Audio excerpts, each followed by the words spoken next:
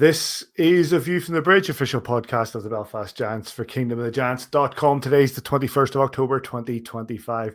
My name is Patrick Smith. I'm joined by the Belfast Giants statistician, David, my GMC, and the local hockey legend that is Simon Kitchen. And over the next hour, we'll be bringing to you all the news and views of the Belfast Giants from the last week and a whole lot more. Besides, we're live on demand on YouTube, X, Facebook, and you can listen to us through all the really good podcast providers. If you're watching live on any of the platforms, get involved. Send us some comments in the chat box. We're always watching, and you may see some of your comments on screen on this week's show. Well, 3 wins in the space of a week across European and domestic competition, but was there a little bit of a cost in there? Let's have a look. The Fife games were fun. We'll dig into those. Ried, Irwin, and Scott Conway will pop by for a chat. We'll look at a few things like DOPS, and there's already one team qualified for the semi-finals of the new format Challenge Cup. We'll look at that format. And the Giants will travel to Guildford for the first time this season. We'll just throw all that into the mix. Mr. GMC, how are you doing? Paddy, happy birthday. I think it would be remiss to not say happy. I see some of the comments coming in the podcast or in the comments section here, which I'm sure you'll stick up on the screen. But I seen the lovely little monologue you put out yesterday. I knew the date was coming around. I wasn't exactly sure what it was, but I seen that yesterday. So fair play to you for that. And I know you said very nice things about me and Simon and Joel and TV's Neela, Coach Russell and Fish and Jacko and Aaron, whoever else has been on. But like me and Sis will both go hard on this. This show is, I know you'll not take it, it's the Paddy Smith show. Like, you are the Director General, and I know we're all part of it, but there's no show without punch, and it's very much something that you've been blessed to do for 20 years now, mate, and you're a great credit to the organisation. Some of the time. Some of the time. That's very, it is a team. It's a team thing, mate. You know that, and I said that, but I do appreciate that. Before I did the kids, Joanna and the kids, I think that did present that to me about half hour ago before they went to bed. Look at that. So I've got a cake. I'll cut some up. I'll send it your way, boys. Don't know how it'll get when you get there. Says good to see you. It's been about a month. You well? Aye, look, it's just relentlessly busy, mate. Obviously, I was away on holiday for a week, and then just stuff got in the way. And you know, as much as I enjoy getting on the podcast and giving my views, which sometimes are debatable, it's just been so busy, both work wise, family wise, and getting stuff done, and then. I just reiterate what Davy said, Paddy. I mean, you know, there is no show without punch. You definitely are punch, and as much as sometimes you just need a good punch every once in a while as well. It's been led by you the whole way. Yes, we play our part. There's no doubt about that. But without you, it doesn't make sense. So I don't know if it's an anniversary or if it's a birthday. Happy 20th to AVFTB, and you touched on it yesterday. You know, the amount of people that come up to you in the arena or you know, reach out to you about the podcast and stuff like that. It's not. There's no point in us being here for 20 years. Obviously, I wasn't here at the start, but you know, there's no point in you guys being here for 20 years if people don't listen. You know, there's some podcasts out there who don't get that many people coming. The last message I got when the last week we were on, I think you said there was over 1,000 people watching online on a Tuesday night, watching us from our spare rooms or our kitchen or whatever it may be, talking a load of crap. That's the bit that absolutely baffles me. But just while we're talking about that, if anybody knows if anybody would like to sponsor AVFTB for a 20th anniversary, then please get in touch. Drop us an email, drop us a message. We'll see what we can have a chat with. But again, 20 years is a long time. I mean, I'm pretty sure you got hair at the start. Davy's definitely wasn't grey, but 20 years is a long time. I appreciate it's not grey yet. It's starting to go a wee bit grey. It's not grey yet. It's not grey yet. Don't start this, because whenever we started the podcast, you could wash your hair without just a face cloth, you know. Oh, there's no problem, man. That's all still there. It doesn't worry me. I mean, you take a bit of stick for the greyness. I couldn't care if I end up like him Couldn't care less. Mate, Not one bit. it's low maintenance, mate. Low maintenance. I'm happy enough. But listen, I appreciate the kind words, boys. You know, I always said it is a team. It is a team effort. It always has been. I do appreciate it. It's been a long time. Oh, back up here. Who's Claire? This is no spray tan. spray tan looks good, Simon. All that means is you forgot to take your watch off when you went in. I know. Yes, that's my white bits. That's all you're getting. But there's no spray tan involved. Behave yourself. Who is Claire? I want to know who Claire is. There's going to be a full investigation into who Claire bar is. Her from AVFTB. That's bad crap. But yeah, and a big thanks to everybody who got in touch over the last 24 hours or so to say, you know, happy anniversary or happy birthday or whatever it is for 20 years of Youth in the Bridge. I didn't think we'd get this far. God knows how we have. But yeah, I appreciate it. But listen, as I said, and you said yourselves, it doesn't happen unless people tune in. It's completely pointless, and we're very lucky that people do, and they do in good numbers. That makes it very much worthwhile, and we appreciate everybody who does get involved. And but yeah, the one person I didn't mention was Mark Hitchcock, but then I didn't mention him for a reason. So he's already been on the text here asking to be mentioned. Oh, was he? Was he? So Claire said, there's no one from Claire there. Hi, Simon. Curtis says hi, by the way. Does that give you any sort of... No. The clues are there. The clues are there. We'll work it out. It's been a long day. We'll work it out. Right, boys, let's get stuck in. 3 games in the last week. Champions Hockey League game. The Belfast Giants got a win against Brynnis. Let's do that. And then 2 wins over the Five Flyers, home and away. We'll start with that game in the Champions Hockey League. We're not going to have any coaches things here. We'll go straight into a bit of a chat about it, and we'll take the stream in our hands by adding in the highlights. I'm going to start, if I can get this to actually start. I'm going to start, Davey, by saying about how, you know, let's be real here. Neither team and we'll build from that. A win's a win. Yes, both teams had very little to play for, other than Belfast looking for a win for pride. But Belfast wanted that win, and they got that win. Yeah, I think probably at the start of the Champions League, and says I'll say whether I'm right or wrong here, we probably sat down and went, you'll want to win your home games, get good crowds in. You always want to win your home games, and then you go and try and get whatever you can get on the road. And we hadn't been successful in getting much out of our home games, obviously, but we lost the first one in OT. Lost the second one well, and we've finished the competition on a high. It hasn't went particularly well for us this year. We came up against some really, really strong opposition. Lausanne, Bern, and Zug in Switzerland were hard nights at the office, and you know there was hard games at home as well against some very talented outfits. But you know they came the way they came last Wednesday night, and you can only beat what's put in front of you. And on that night we did, and you know. And then that's a bit of a springboard for the boys to go into the weekend with their tails up a wee bit instead of their tails down. So and then you go and take 4 points at the weekend. So there's lots of positives to take out of the Champions League as well. It wasn't all doom and gloom. Results might not have went the way, but you know there's 9 other teams in this league would have absolutely loved to be in the competition. The goalkeepers were Alexi Gravel and who was I had it here? Colin Deere. Yeah, and for goal scorers for the Belfast Giants were Rand Smith and Nick Gay, and goal scorer for our Swedish opponent were Lucas Pedersen says. And as Davey said, you know, we had to put the effort in. There are ups and downs of this Champions Hockey League, but that game was certainly one of the real positives. I thought we played really well right the whole way throughout the night. You know, Gravy has been struggling, and obviously to get that first competitive win was big for him as well. And I thought he played really well, but from back to front and back the other way, I just thought we really stood up. It was a really good performance. You know, there's been a few people saying about that was a young group that we played against. It doesn't matter. You know, these kids that are playing in these SHL or Allsvenskan, and you know, a lot of them have played at the World Championship under 18, under 21 level, and they're good players. They play in there for a reason. You can only beat what's in front of you, and that's what Brynnis put out for it. I know. Don't get me wrong. I was really looking forward to seeing Nicholas Backstrom come in and Jacob Silverberg as well.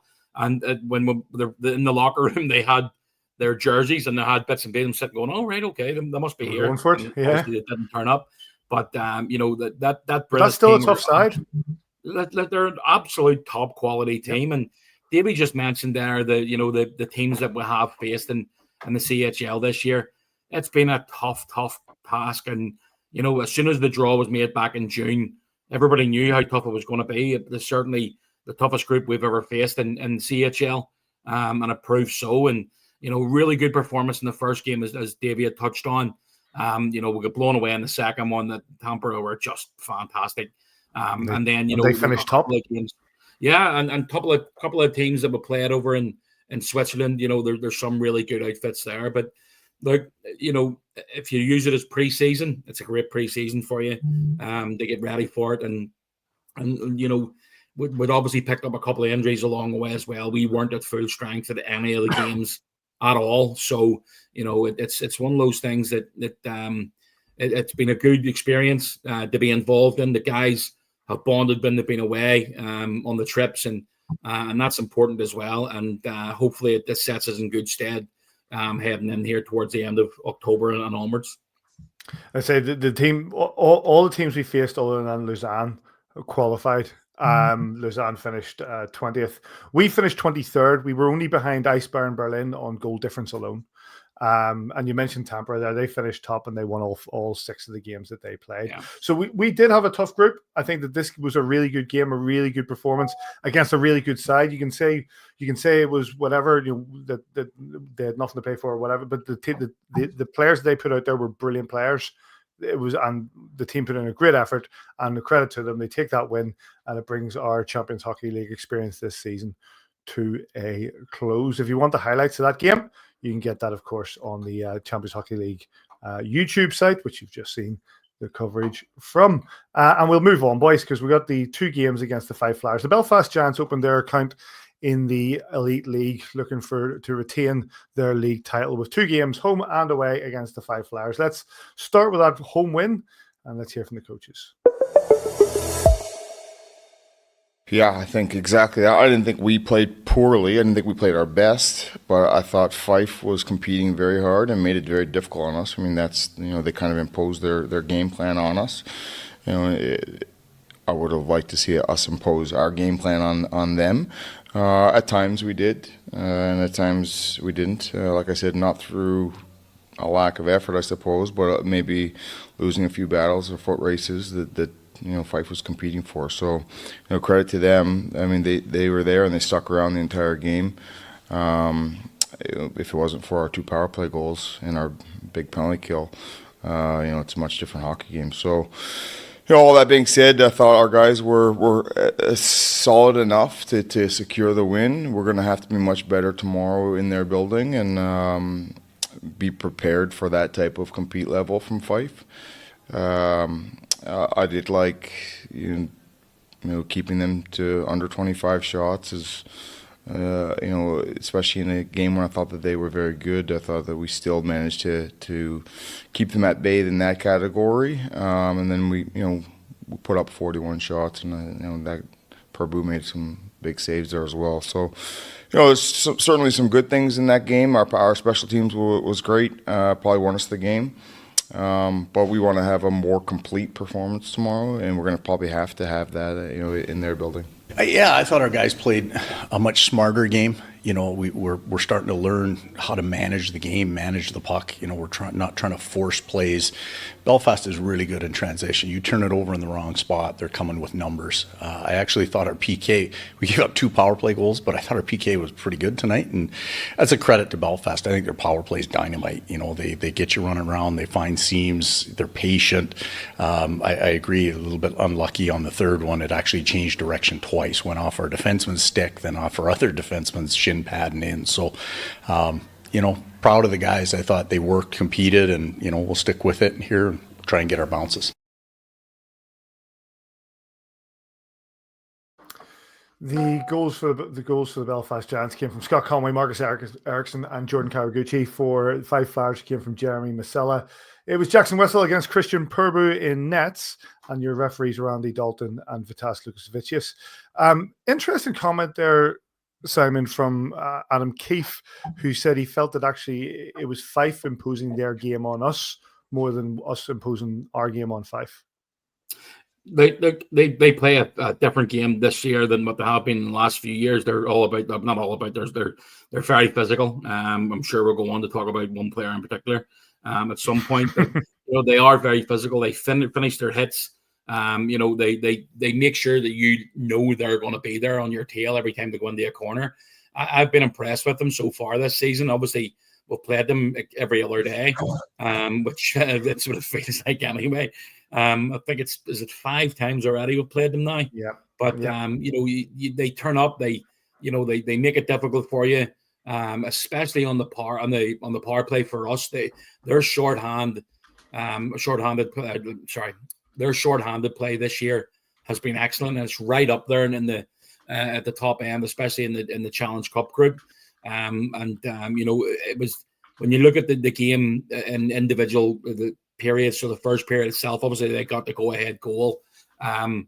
Jackson will probably want to have this one back. It was a bit of a lucky bounce right out front, and then hit the post, and then the defensive Masalage comes in and pokes it home. But I thought we managed the game really well, and while Fife had opportunities, at no time did I really feel that the game was out of our hands. I don't, even when we went 2-1 ahead, and I just didn't feel that they were gonna win. It's one of those games. We've played games this year where we haven't been good enough, especially in the third period. But I just feel that we're starting to click now, and obviously it's important. Where we are in the. We didn't play any league games up until the start of the weekend just passed. Those 2 games against Fife got us on the board. But it's important that we win these games back in September. Maybe a couple of weeks ago, it could have been a completely different game. But I feel that we're sort of finding our feet now. And I was really pleased with the first win over Fife on Saturday night. That's it. Davey, we've talked about the familiarity breeds contempt sometimes, and you can see the physicality, and we'll come on to Sunday's game and all that happened in Sunday's game when we get to that point. Fife put up a decent game here, and they were well in the game, and they were ahead, as we can see if anybody's watching now. The Giants had to work hard to get back into this. Yeah, it was a hard-working performance. It's funny, I texted Simon probably about 10 or 15 minutes into the game, not far off what Adam's comments were there. Just Adam's not going to be loving this. I think that Fife did come out with a very structured game plan that we maybe just didn't match at times. But once we got bit like what Simon's saying, once we got this goal, a little bit of puck luck that hasn't been going our way there, that little bounce, and then I think it's Ericsson goes in, and we little no-look backhand pass, and you give Scott Conway the puck in the high slot. It's only ending up in one place, so it was good to see Cons. That line of Cons and Ericsson and Ryan Smith has really been going over the last couple of weekends, and that's been a little bit of chemistry found there as well. They needed, but once we got that goal, I thought we kicked on really well through the rest of the game. I thought the energy levels were high on the night, and that elusive sort of playing the final buzzer. I thought we went right to the 60th minute on Saturday night, and we sort of let down a little bit of a marker. We knew it was going to be hard going on Sunday, and the Fife, it's a hard barn to win in, and they come with that physicality that they're trying to make themselves famous for this season. But we'll come away with 4 points. That's all you have to worry about. Simon, we've been saying it in the last couple of weeks about how Adam's been changing lines and trying to find that chemistry. And Davey's just absolutely right in what he said, and the fact that this one here is probably brought Marcus Ericsson back into what we were looking for that we maybe hadn't seen for a couple of weeks. He's having real chemistry here with Scott Conway and with Ryan Smith. I think that line sort of ignited itself. Ryan Smith does the dirty work in the corners, and Ericsson's vision is just ridiculous. It's like he's got eyes in the back of his head sometimes, to be very honest. That goal for Cons, the second goal for us there, or was it the first one? First one, sorry. Conway get on the board, and that behind the back pass, it was right on his tape, and it's you've got 4-5 defensemen looking the other way and all going towards net, and Conway just hangs about there in the slot, and slot and manages to put it past Burbu, who was really good on Saturday night. He's a solid player. But it was a really professional performance. 3-1. Yeah, you'd like to score a couple more goals. 2 power play goals to get on the board and obviously win us the game. But Ericsson is really starting to click, and Conway. They got a goal last week against Brynnis Ryan Smith at the back door. If you watch that pass from Eriksson to Smith, he slots it through 3 Swedish players right onto the tip of the stick, and a little deflection up in the top corner from Smith. And then you've got, obviously, Conway got one, Eriksson got one on Saturday, and then that led into Sunday as well, where all 3 got on the score sheet. So, look, the bottom line is it's important to take your chances when they come along, and that's what we did on Saturday night in Belfast in front of a sold-out crowd. It's phenomenal, the amount of people that are coming to Giants games. I was sitting in the office, literally watching the listening to people coming to the box office looking for tickets, and the girls are basically, sorry, we're sold out. It's insane, the amount of people that are just basically coming there, and they're booking it well in advance now. So another over the numbers which were on the game sheet were all wrong because they didn't add in the hospitality numbers upstairs. So it was 6,700 and something on Saturday night. So it's just phenomenal.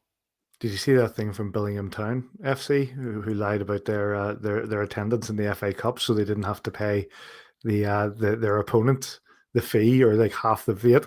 So they said that their attendance was 12, and then somebody snitched to the FA and sent them a video of actually how many people there, and they had to basically correct it. It was like 180, so they ended up having to give half the money. Unbelievable.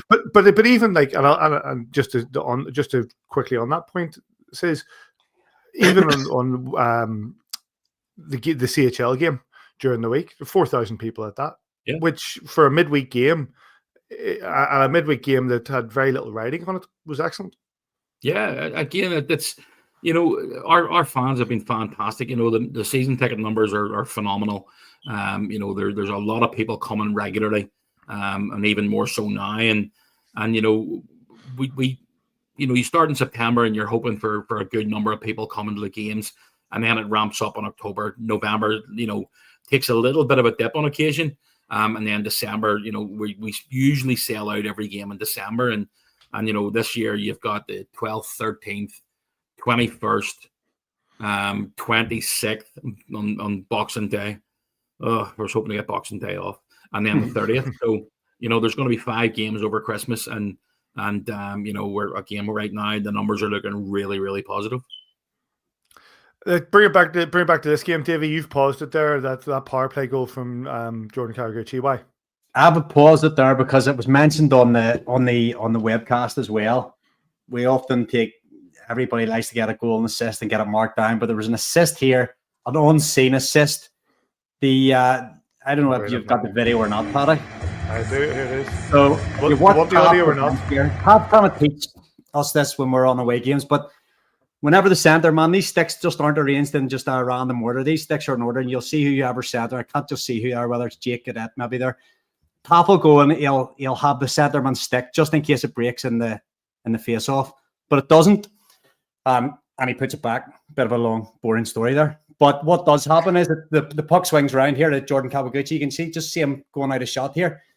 Cycles to the top of the circle, pass into him, and Gooch has a shot and it breaks. Watch the speed with Taff. Has Gooch's stick in his hand. He's able to come up the wall, grab it, and he wheels around the top of the circle here. His man's let him go. He's out of the play. It comes back to Mike Lee. Feeds Jordan Kawaguchi. What's the little celebration here from the bench? Somebody's pleased with himself. So fair play to Taff there. He got a third assist on that play for certain. But that guy's putting a lot of hard work in there. So fair play to him. Nice work from Taff. That's absolutely brilliant, man. And those are the little things that probably go unnoticed all the time. The amount of we all know about the hard work that Taff puts in behind the scenes, whatever. But even during the game, high five for Taff on the goal celebration there, because he was part of that.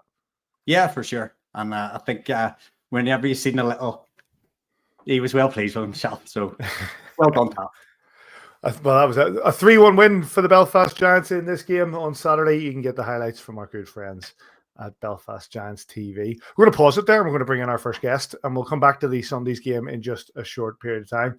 I'm delighted to welcome one of the new guys in the team. We'll welcome the first time on A View from the Bridge. We're pleased. I'll spit it out. We're pleased to be joined by Ried Irwin. How are you doing, mate? Doing good. Thanks for having me. Good to see a couple familiar faces. I don't think I've met Patrick before, but Davy and Kitchy, good to see you. No, we're not. It's good to see you. Welcome to Belfast. Belfast. Remember a head like that. Say it again. You remember a head like that? Yeah. I do now. It shines, mate. It shines. It does. All the time. Reminds me of clearing lines. Yeah. First of all, you've been sitting patiently in the background there as we went through Saturday's game. Give us your take on the weekend. Yeah, I think obviously the 4 points are the most important, and Fife played well, played hard, and they were both good tests for us. To close a game on Saturday, to get ahead, close it in the third period, and then a little adversity on Sunday, but to come out strong in the third and seal the deal there. So all good learning lessons, and on to the next. Before I let Davey come in, you saw there where he was taking us through that little incident there with regards to Taff and his role in the goal for Jordan Karaguchi, the power play goal. Taff, things like that for you guys on the ice are absolutely invaluable. Yeah, no, absolutely. He's quick on it. You kind of notice that on face-off plays and things like that. He's always got a hand on the stick, and he's an expert in his craft, I'll say, and he treats us amazing, and a lot of his work goes unnoticed, but as players, we notice how much work he puts in, and he takes great care of us. Ried, I want to take it away from the ice. I always like to see how the boys are settling into my city. How you enjoying Belfast so far? Yeah, it's been great. I think I got a nice taste of the sun for the first month or 6 weeks. So that was really nice to see the city in that light. But it's been as advertised. I'd reached out to a couple of Colgate alumni who had played here, Darcy Murphy, Spiro Goulakis, and Murph especially had great things to say, and the city's been great. Everyone's been really welcoming, and I'm lucky to be here and enjoying it so far. The weather is probably going to start taking a little turn now. I remember, I think it was Paxton Schulte, one of the guys, his numbers retired in the rafters. They're saying, and he's from BC. He's like, give me -20 on a dry day in BC than like 4 or 5 degrees on a wet day in Belfast. It just goes through you. Yeah. You know what? I think he's probably from a different part of BC than me, because I'm used to like this overcast rain. Like in Victoria where I'm from, it was a cloudy a lot of the time, and all winter time it'd be cloudy and rainy. And personally, I'd take rain over snow every single time. I don't want to be that cold, and I like being able to put on pants and a sweater, and rain's okay. So you won't hear me complaining that much, but I did enjoy the sun when it was out, and yeah, it was great at that point. The golfing and a couple of our excursions outside the city, were unbelievable. Talking of excursions outside the city, we got unlucky with the draw, but we got pretty lucky with the venues. Like going to Switzerland is just an unreal place to visit. Yeah, no, that was my first time ever in Switzerland, and the first trip I was still hurt, so I wasn't able to play, and really appreciative to be able to still go on it, and it doesn't feel like there's a speck of grass out of place in a country like that. It was unbelievable. I think I'd have to accumulate a lot of wealth to end up in any of those cities, but I'll take going there as a visitor, and I think they're living okay down in Switzerland. I think they'll be okay. Raider, when you look at the season so far, obviously you've just touched on, you picked up a bit of a knock there a few weeks ago. We've been really struggling to have a full lineup of defensemen in more or less every game this year. There's always been a problem, but that then creates an opportunity for you to get more minutes. Are you enjoying the way things are going at the minute? And you've been up and down the lineup and playing on different lines. You seem to have found a bit of a spot there at the minute, and you seem to be enjoying your hockey, which is a big plus. Yeah, no. Thank you, Kitchie. You know what? It was unfortunate unfortunate for kind of all the injuries that have been going on. You never want anyone to get hurt. But, in the same breath, for someone like myself who, I got to, continue to prove myself to the coaches, my teammates, the fans, and I believe in myself, believe in my capabilities, but getting that opportunity to play more and show what I can do. I've tried to take it, and I'm going to keep running with it. And at the end of the day, just want to help the team win and play my game and do those things. But you're right. Right now, someone has to step up, and people have to take ice time and play well with it. And that's what I plan on continuing to do. I don't know if anybody else picked up on it. You stepped up into the play there at the weekend and made a lovely pass off the board behind the goal into Marcus Ericsson, who then threw it right out front for another guest coming on shortly, Scott Conway, to bury. It's a really, really smart play. The Fife players are, they were buzzing around that net, and you must be happy with that, Apple. Yeah. It's always nice to contribute. I think I'm finding recently that passing to Marcus is usually a good thing. He's a pretty good player, so hard to go wrong with giving it to him. But I think my game's two-way. I defend well, and if I can hop in on the offense and set something up or score a goal, that's an added bonus. But keep getting back out on the ice and gain Mace's trust, gain Kiefer's trust is to play good D, break the puck out well, and so I'm focused on those things. And then an assist or anything like that's a bonus, and just try to help the team win. You spoke about Colgate alumni. I'm going to come back to the NCAA thing in just a moment, but obviously you've come here after a bit of time with Wichita Thunder. How did the opportunity come about for you to come and join us here in Belfast? Yeah, I had a little stint in the East Coast League at the end of my college career. Just kind of trying to figure out what I wanted to do for the next season. And, I didn't really want to stick around just in the East Coast League. I kind of wanted to use this opportunity and time. I'm 26. I have more years of hockey, but it's a great time to be able to move to a different country and embrace a new culture, meet new people. And when this opportunity came around through my agent and Steve Thornton, I reached out to a couple of Colgate alum and guys who had played here, and all the remarks and the reputation of the club came back positive, as you three know. So it was a no-brainer. I'm doing my schooling as well. That was something I wanted to have included with my free time. And so I wanted to come to Europe kind of when I couldn't seal an American Hockey League contract or anything like that. So that was how it came around. And obviously, with the Collins will be on after you, and he played in the Friendship Four. You yourself, no, it wasn't just Colgate. You were part of the actual Denver setup that went on to win the Frozen Four. What was that like? Yeah, great experience. So I went to Denver for 2 years, and both years played with guys who are playing in the NHL now, American Hockey League, and more so obviously playing with those players, you learn so much. But great people, had a lot of fun. And then at the end of the day, there's a reason their program's so good is because every day you get held to a high standard, interacting with people, how you take care of people, your work ethic, all those things. So it was a very, very invaluable experience.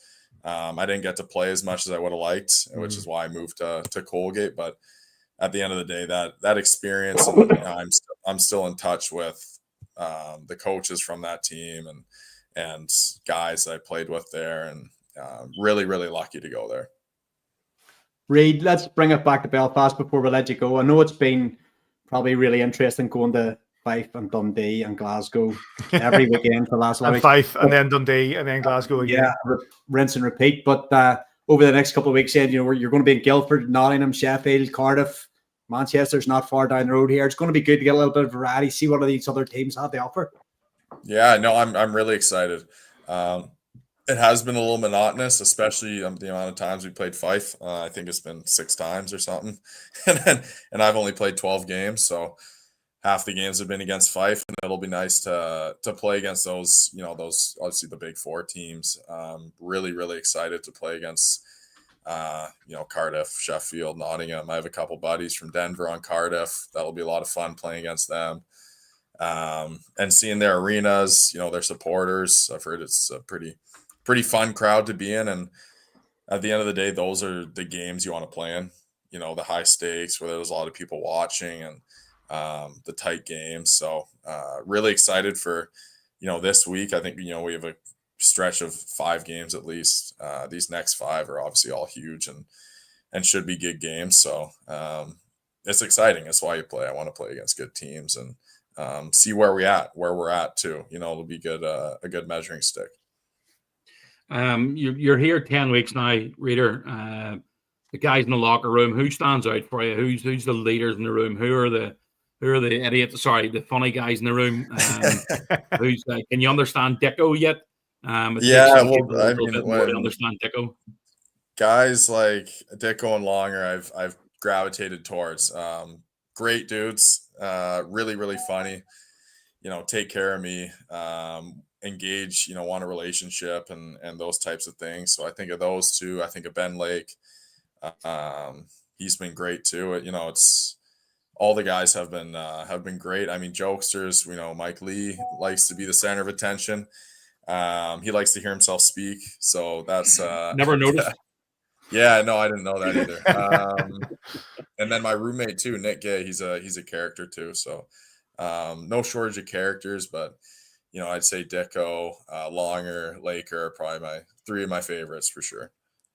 Well, before we let go, one question coming in here from somebody who's watching, and Laura said, "Hi, Ried. Welcome to the chaos. What's been the hardest thing to adjust to since you've come over here playing?" Hardest thing.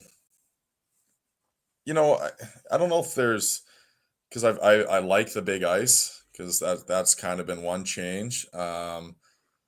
It's been more predictable hockey than NCAA. NCAA is a lot of just bang and crash all the time. Hardest thing might be just moving into a new country, but been, not that I've moved countries all the time, but I've been on the road since I was 15, moving away from home. So I don't know. I don't really want to answer that there hasn't been anything hard. I think the hard part is, asserting myself and in the lineup and earning minutes and things like that. And just try to be a good person every day and treat people with respect. That's kind of all I try to do. Nice one, mate. But listen, we appreciate you having taken the time and coming and joining us. It's good to meet you. And no doubt we'll chat again further down the line. Perfect. Nice to meet you. Thanks for having me. It's go time. It's show time. It's go time. The whole time. Scoring goals time. Let them know time. It's go time. The whole time. Scoring goals time. Let them know time.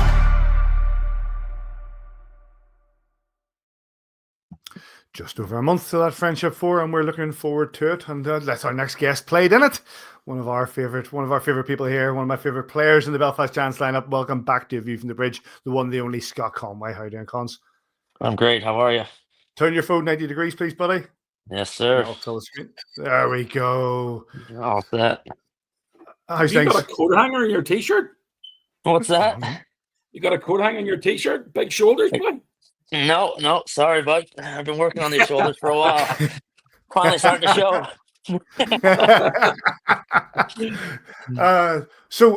First question is, are you bored of playing Fife 100 times? Yes. This is the worst part of the season for me.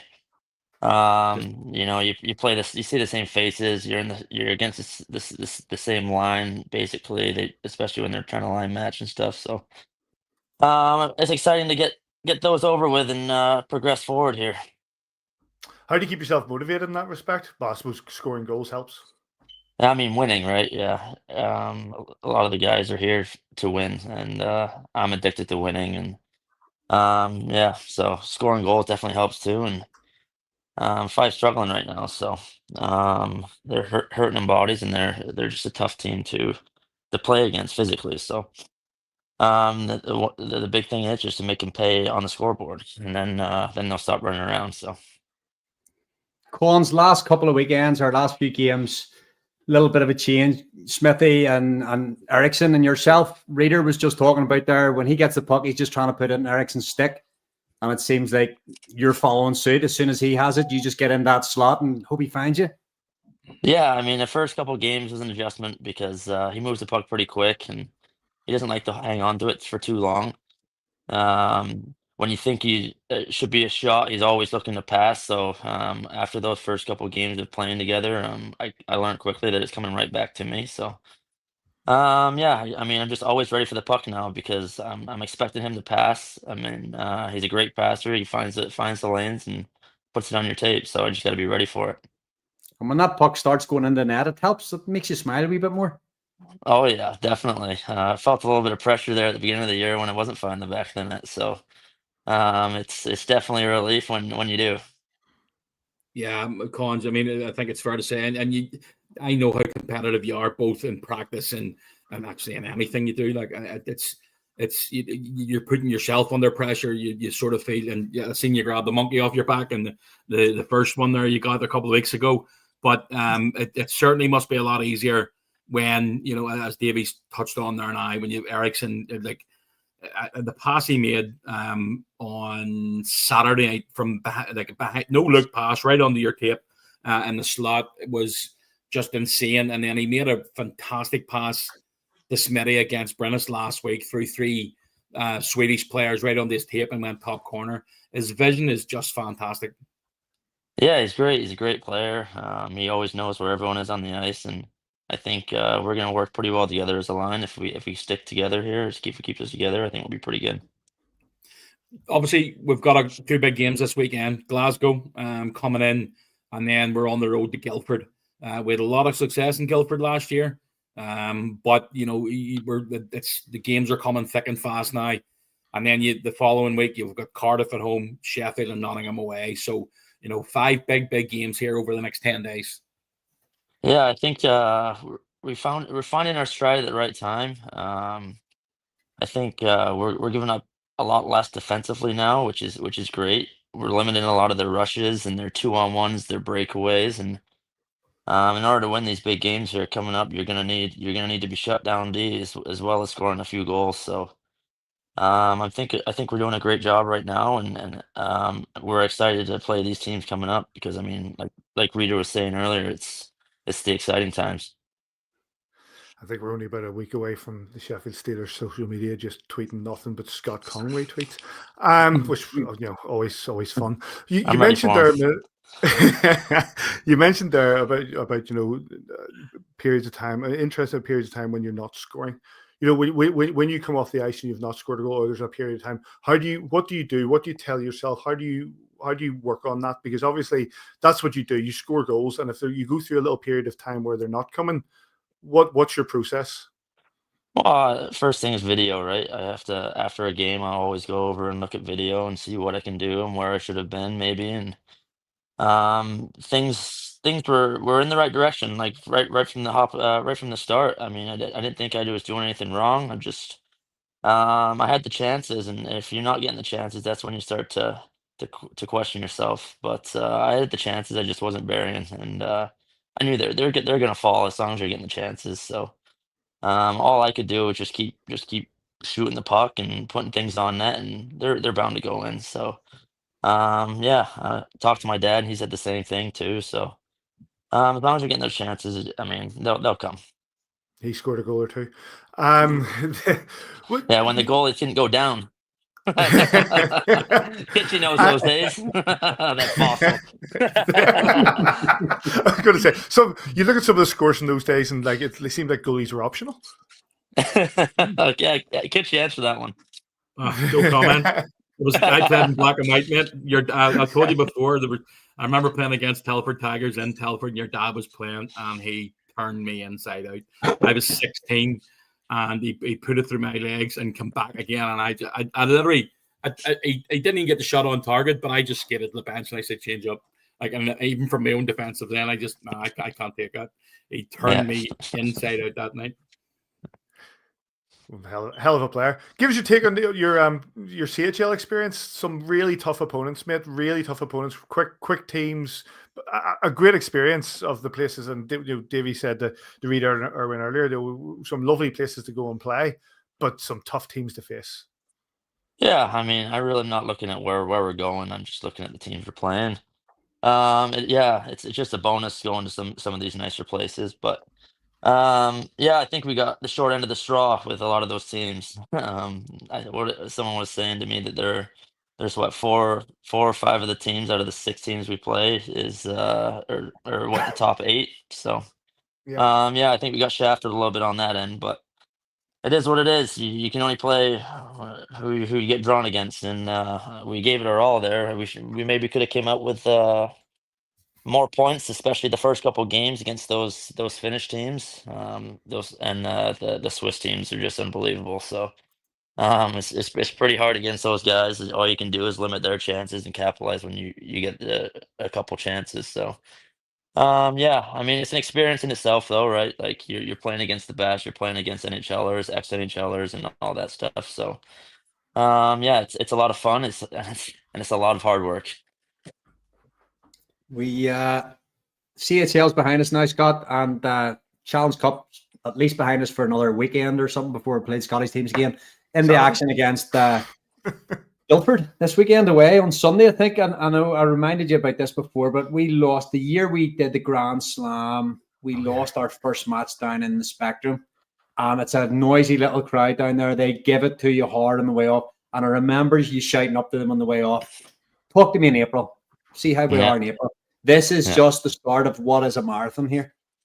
Oh yeah, I agree. I mean, a lot of these rinks that we play in are pretty hostile environments, especially when you're one of the best teams, if not the best team in the league. So they're all wanting to get a lick on you and make you pay when they play you. So it's not like we're getting the backup goalies or anything like that. We're always getting the starting goalies, their best lineups. So yeah, it's just good for us when we get those wins, and especially early here when you're trying to find your stride a little bit, like we're doing. So yeah, it's a long journey, and everyone's gonna have hiccups along the way. It's just how you bounce back, and yeah, we'll see how we go from there.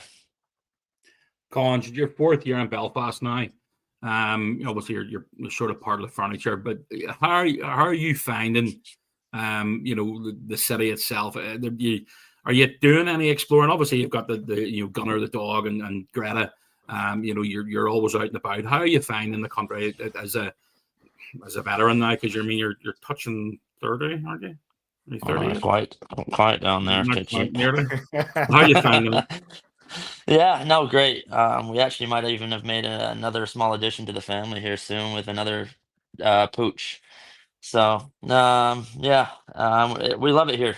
Other than maybe a little bit of rain here and there, it's decent. We love the golf. We love getting out. We love hiking with the dog. So yeah, we enjoy it here. We have like we have a routine here now. So mom's very close, and obviously Greta's mom lives here too. So it's nice to be close to them and for them to come watch us and yeah, come over whenever they feel like it. It's a skip of a rock away for my mom. So yeah, it's nice. It's always good seeing your mom and your sister always at the away games. So always good for a bit of a chat as well. A couple of questions just before we let you go, Cons. First of all, who had the best outfit at the Halloween do? Oh, I'm gonna say me because I'm biased, but Of course. I Mike thought Mike Lee said him. Of course he did. I've seen him today. I don't know if I can say it on here, but he kind of looked like Gunner's Red Rocket. Took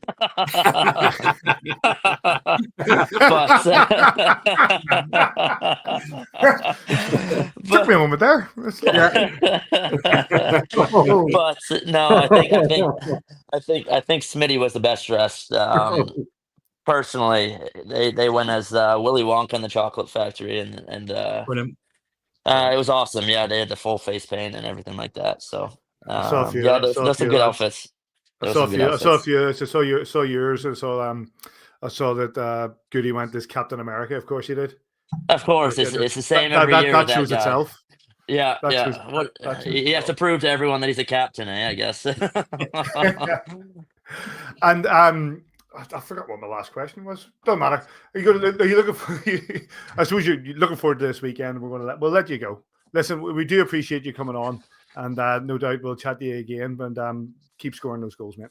I will. All right. Thanks, guys. See you all later. Thanks, man. Yeah. Bye.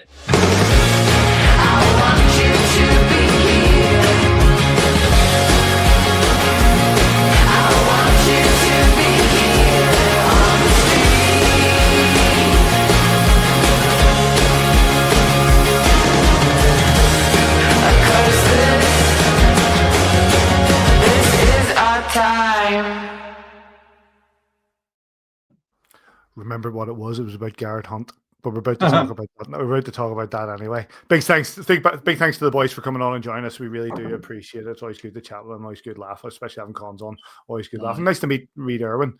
Very well spoken lad. Really, really nice. Really nice lad. Lovely. Good to see. Let's talk about that game. Let's talk about that game in 5-2 win for the Belfast Giants on Sunday in the league. Let's hear from the coaches. Yeah, I thought we were right there. It's a 2-2 game going into the third. We have to find a way to be better in the third period. I thought, we got away from keeping the game simple. We had opportunities to chip pucks out. We had opportunities to chip pucks in. We talked about it. They're a great team in transition. You make a bad decision at the offensive blue line, it's a 4-on-1 going back at you, and they don't miss those chances. So really proud of the guys with the circumstances. We've got a lot of guys in the room that are sick, that are fighting through it. I thought our work ethic and compete with travel and back-to-back games against a really good team was outstanding. Christian Purbu playing back-to-back games, that's, getting back at 5 o'clock in the morning and then playing a 5 o'clock in the afternoon game. That's tough for a goalie. I thought he had a very good weekend. I thought it was a hard-fought game by both teams. Obviously, Fife came hard. They played physical and hard, just like they did last night. So we expected that. We expected it to be a little bit harder in this building. I thought it was. I asked the guys to push through there in the third period. You got to fight through all sorts of different games, and that's obviously they built a big, tough, physical team. However, we built a team that's able to withstand that and score goals. And ultimately, we asked the guys to push through that hard and score some goals here. And that's what I thought. We started that third period with some intent there and put the game away. And I think that it got chippy there at the end. That's as a result of a bit of frustration on Fife's side. Obviously, it gets the fans on their feet, but we're here for 2 points, and that's all that matters. And the 2 points were ours. The five flash goal scorers were Didrik Svensson and Ethan Somoza. The Giants goal scorers were Marcus Eriksson, Scott Conway, Ryan Smith, Nicholas Gray, and Scott Conway with the 5th goal. It was Christian Purbu and Jackson Whistle in nets, and the referees were Toby Craig and the best referee from the Northeast, because his mum who's on holiday told me that. It's, of course, Steve Brown. Davey, I'll start with you in this one. The Giants pretty much had control of this game. Interesting comment from Jimmy Russell about Christian Purbu and that they arrived back at 5 o'clock in the morning. And that I assume they took the ferry back. But both teams were going at it in this game. Yeah, it was a fairly. I know it's Giants. I did feel had the game marginally under control. I just think what I would hope happened, that I think we're slightly a better conditioned team, and going into the third period, I think that showed a little bit more jump on our stride, a little bit more. We were able to go to the well a bit more in the third period, and we had just a wee bit more than them. And once we got those go-ahead goals, there was no looking back. They Fife are a stubborn little outfit.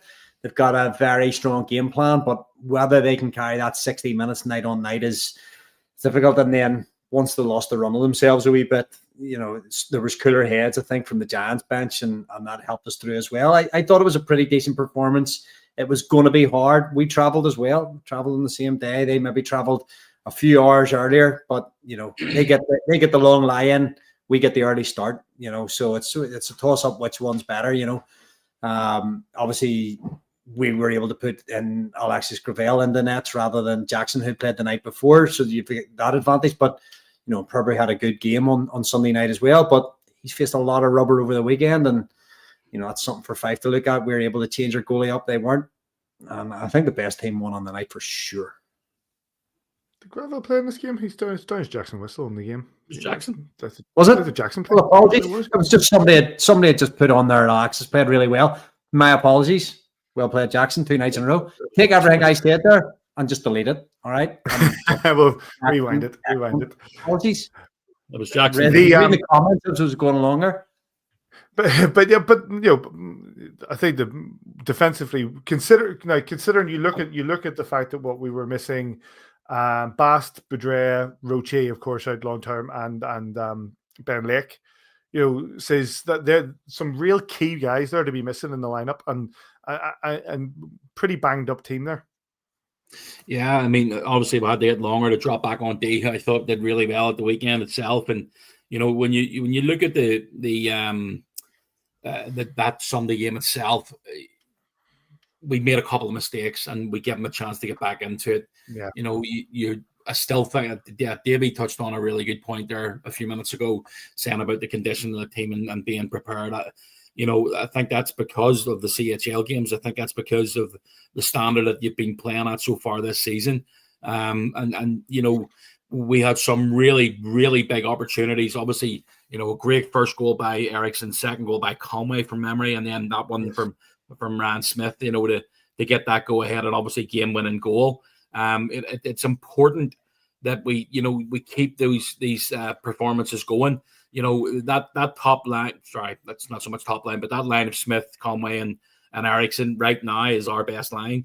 There's Goody, Nick Gay, and JJ.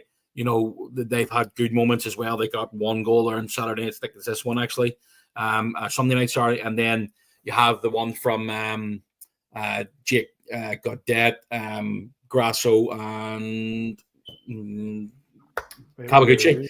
That they struggled a wee bit at the weekend, but make no mistake about it, they're going to get going as well. So hopefully, as I say, I'm obviously missing Gabe Bast, missing Ben Lake at the weekend as well was really tough, because you're sort of, everybody else is 2 games and 2 nights, the same as Fife.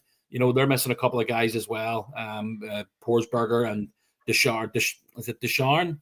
They're missing it, but overall, I thought we thoroughly deserved the 4 points at the weekend. Obviously getting into that melee at the end of the third period. But I'm going to leave that to you, Paddy, to come in and give an unbiased view, of course. Obviously, we'll talk about it. It was a 55-32 in the game. I'll give you the penalties after the altercation. It was Nick Gay got 5 for fighting and a game for jersey removal. Longer got 5 plus game for fighting / judo. Winquist got 5. That was what Belfast got from 5. Winquist got 5 plus game for cross checking. Shade got 5 plus game for fighting in the second altercation.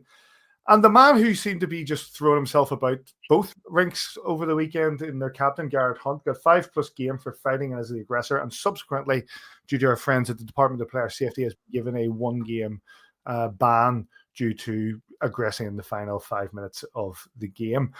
He was throwing himself about quite embarrassingly all through the game. And you look at when the Giants were 4-2 up, it was at Mike Lee he goes up to and he starts giving it the big chicken arms. We're 4-2 up. We're going on the power play. He's trying to get something. And the Fife fans are going absolutely ballistic, but cheering him on, thinking that we're going to offer what? Offer what? When we're 4-2 up in the game. We're playing banged up.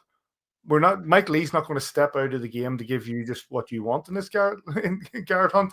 I think that he ended up in a grapple with Nick Gray and then just throws a dig, which Gray wasn't really expecting.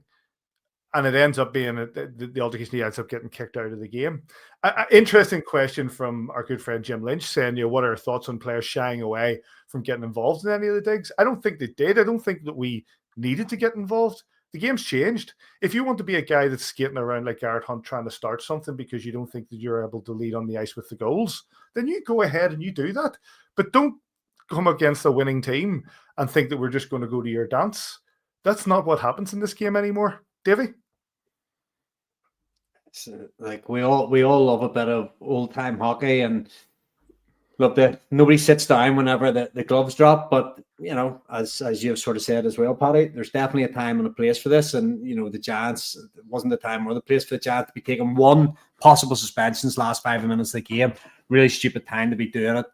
You're not settling scores. You're better waiting the next time and settle your scores that night. But every player that puts on that tail bucket on a Sunday night has to add something, no matter what it is. And I suppose Mr. Hunter is thinking whenever he puts his helmet on, he has to add something. If he's not adding goals and assists, he has to add something. Everybody has to bring something. And unfortunately for him, he came up against a team who bring other things, better things. Simon, we talk about it all the time about how maybe this is coming out of the game or whatever, and you look at everybody in that rink is on their feet. Everybody loves to see it, and I will give credit in the fact that yes, we do love to see it. There is an element though that I'd rather have a defenseman or a goal scorer doing their job than just a captain running around looking to start a ruck. I think do you want the game or do you want the if you're I get it. If you're 5-2 down, you're 4-2 down, you try to start a fight, right? You're 5-2, you go 5-2 down. It's like when we played way back when we played the Newcastle Vipers at home in that game that descended. We end up scoring a goal and end up in their face and end up in a big brawl. That happens. I guess it was a matter of pride for Hunt at the end. Yes. Okay. Here's my. I look at things a wee bit differently here. When you look at Garrett Hunt, I did call him Ethan Hunt on the podcast a couple of weeks ago, which was Mission Impossible for him to win that game, though. It was Mission Impossible for him, but for me, the whole thing it goes right when you look at the whole play develop. Winquist cross checks somebody. I think it's Jake. Got that right at the bench. Yes. That's how it all starts. Then there was a bit of a, obviously, when you look at this one here with Hunt and Nick Gay, the linesmen have got to be better here. They have to be better. There's a player in a vulnerable position. He's feeding them undercuts because the linesman's not got hold of him. He does another one here. That's not acceptable.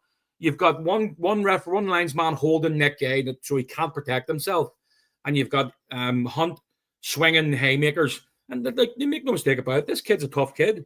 He's getting on a bit. But my personal view on it is Mike Lee was absolutely spot on. Whether he get into a fight with him or not, Mike Lee's not the toughest guy on the planet. He's certainly not going to start a fight with Ethan or Garrett Hunt. You've done it again. He's going to get his bag knocked in. But keep Ethan Hunt on the ice. If you keep Ethan Hunt on the ice, you're going to win the game. He's zero goals this season out of his 16 games or whatever it is. He's 3 assists. He's minus 11. And if you basically wind him up a wee bit, he's going to, even our fans on Saturday night were winding him up and he got a penalty over it because he took a stupid penalty. And he's got a C in his jersey. I know. That I don't understand. That I don't get. If I'm Jamie Russell and raging with him, you're 3-1 down and you're taking a stupid penalty on Saturday night. You're 4-2 down and you're nearly taking another penalty. The Giants, if that's me, when you're already going on the penalty kill. Absolutely. If I'm Adam Keefe, I'm going, ref, don't give him a penalty. Let him stay on the ice because he's crap. He's no good. All our players would fly past him. Everybody would fly past him. Yes, he's there for a reason. He puts bums on seats because he rides things up. That's fine. But it's not 1995 anymore. You're not 30 years down the line. But I would put any of our players against Garrett Hunt in a foot race to get a puck 60 feet away. He's not winning. And if we keep him on the ice where we're playing 5, we have a better chance of winning, in my view. But, I just can't. I just think he makes stupid plays. I think he makes, takes stupid penalties. And again, the bottom line is we come out with 4 points. We played 2 really solid games, both defensively and offensively. And, we move on. But for me, I don't really care what he gets up to. He can do whatever he wants. He's going to sit on his backside tomorrow night. He's going to miss the game. They're playing Dundee tomorrow night in the Challenge Cup, I think. So, he's letting his team down another because they're already down 2 really good imports. So not a solid performance from the captain. But, again, couldn't care less. And I think that's it. I think you're absolutely right. I'm quite stunned that he's the captain. There must be a reason for it. It must be an ethos within the Five Flyers. Obviously, under new management, they want to get more people in the building, and they've got their strategy if they want to get more people in the building. If that's what they want to do, fine. That's fine.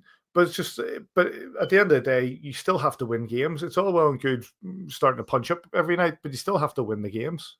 Is he sleeping? No, I'm trying to read a rule here. I'm reading the IHF rulebook. And what is that rule, David? No, I haven't got to it yet. I know we got a 1-game suspension for being the aggressor in the last 5 minutes, but Simon brought up about him throwing punches into Nick Gay when the linesman had him tied up. I'm nearly sure there's another rule on supplementary discipline for a player who's the linesman has got involved, to separate the altercation, to keep throwing punches when the linesmen step in. I'll find it, I'm sure, but. And as needed to put it on Twitter. But you're right. But again, when you've got one linesman wrapping both arms around Nick Gay and who can't protect himself, not so much throw punches back at him, but not protect himself. And you've got Hunt who's still swinging with one arm free. The other linesman has to do better. And hopefully he'll be told that, because, what happens if Nick Gay gets a broken nose out of that? Yeah. Or a broken eye socket?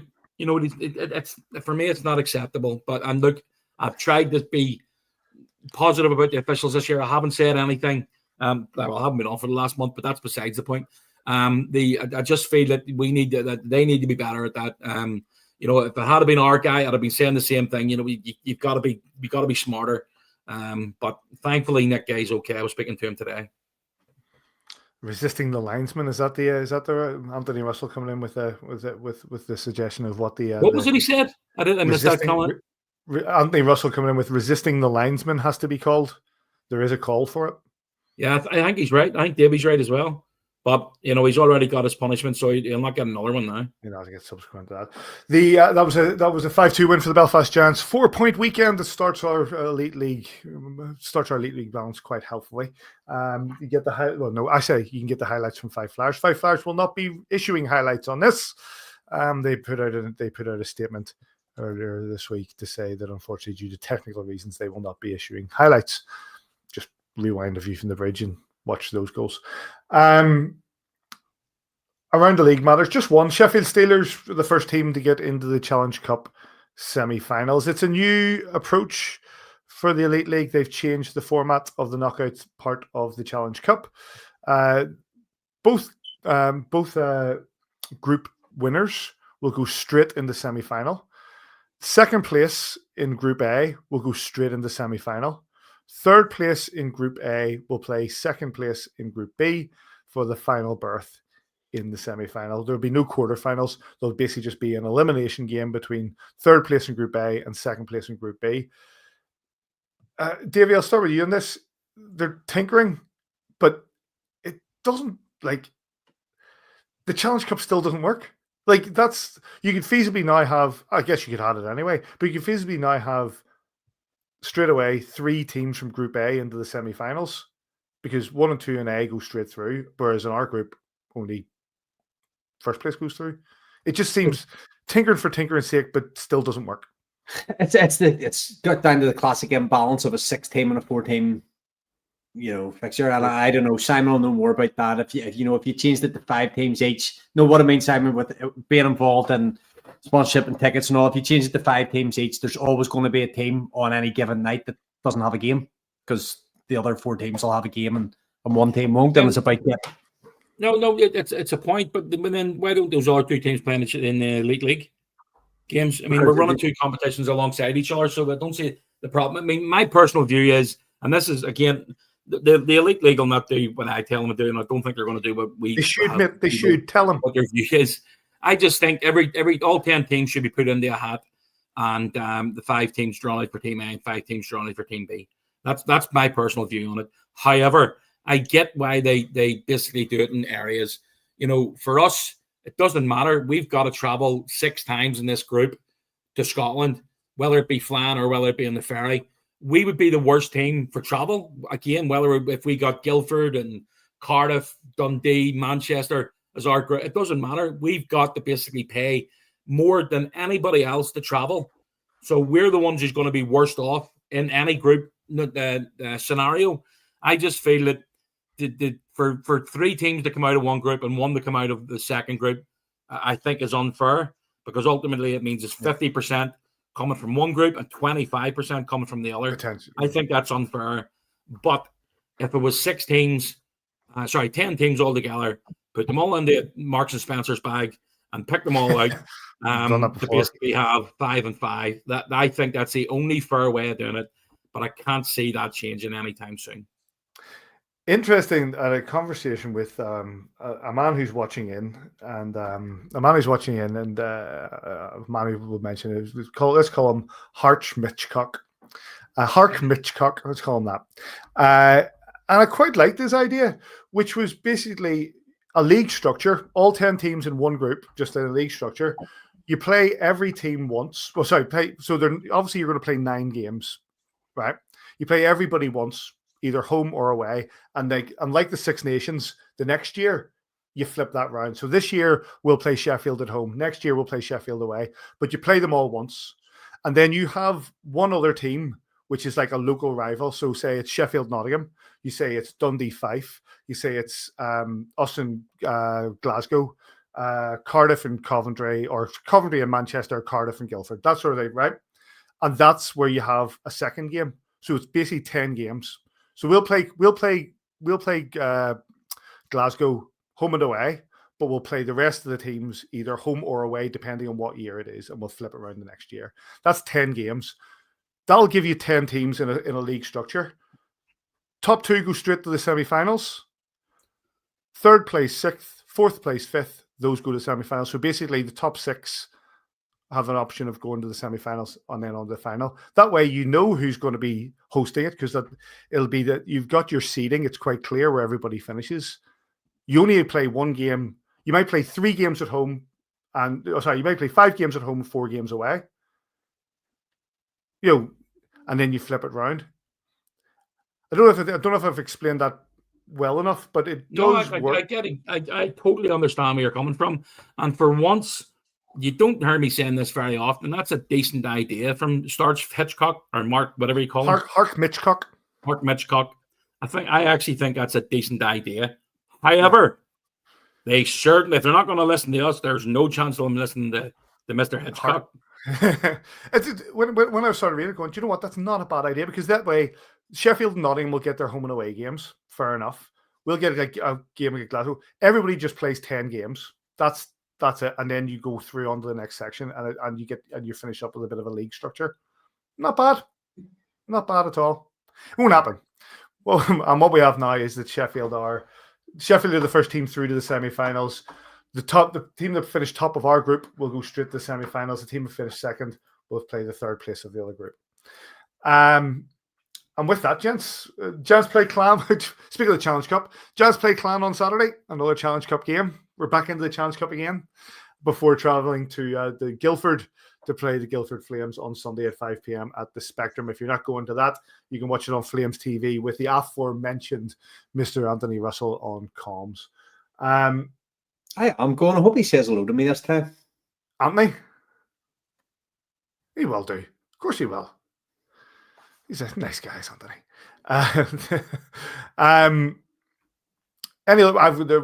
There is some sad. Any other business, guys? There is some sad news I'm going to cover later on. But if there's any other business, boys, you can dig in now.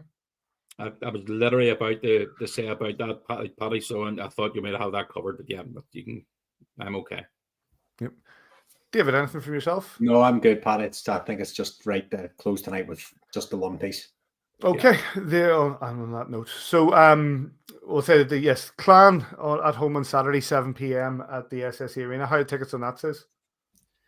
Yeah, it looks like right now we're very close to selling out again. Yeah, it's been phenomenal. It's been great so far, and hopefully another sellout on Saturday night. It's a busy week. It got Busted McFly tonight and tomorrow. Benson Boone on Thursday. Oh, yeah. Tom O'Dell, whoever he is. Hey, Tom O'Dell. Hey, we had a Tom O'Dell song at my wedding, so there's no real Tom O'Dell. I thought it was somebody new. There we go. That's how much I know. And then us on Saturday, so it's 5 nights in a row. It's a busy week at the arena. It is indeed. Well, that's 7 p.m. on Saturday. The Clan are in town, and that was Challenge Cup, one of our last 2 Challenge Cup games. 7 p.m. Get yourself down there or join the boys on Giants TV. And then, as I said, we're away to the Flames. If you're not going to the Spectrum in Surrey, you can get it with Anthony on Flames TV. Big thanks to Ried, Irwin, and to Scott Conway for joining us. Big thanks to you boys. As always, you can get us at AVFTB and all the usual parts. But unfortunately, we are going to finish once again on a sad note. That the news came through this week that that Richard Gallagher passed away. I don't know if you knew the big man. You knew he always at the SSE Arena with a smile on his face. This is one that stings because I met him many times at the SSE. We shared not just a love of the Belfast Giants, but also a love of the town of the Donegal town that he came from, which is Glenties. Personally, I spent a lot of time there growing up, and when he got wind of that, then we always used to have a chat, be it in a home or an away game, about the great town of Glenties and Donegal and the Belfast Giants. A well loved character at the SSE Arena, and one who will be sadly missed. And we send our thoughts and condolences to all in Donegal. I know his funeral will be in Glenties, and we send our thoughts and our prayers to his family and all his friends. And it was lovely to see at the arena at the weekend the round of applause that went through for his loss. He will be a miss at the SSE Arena, and sleep well, mate.